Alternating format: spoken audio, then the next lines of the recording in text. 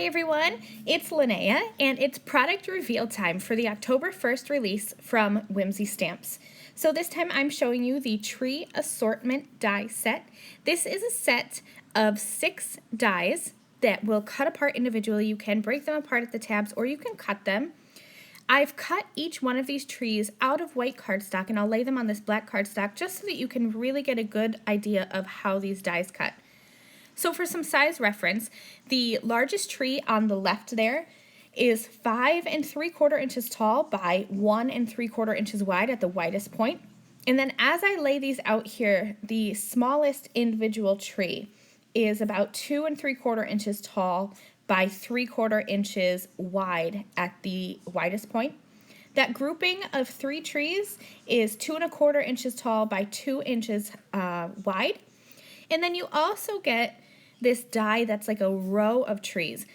And this die will cut out the trees itself, but it doesn't cut out the bottom of the cardstock, so you can make your cardstock panel be as tall as you want. I created a card using the Tree Assortment die, as well as some other Whimsy Stamps products, and I just created an easy wintry, hilly scene.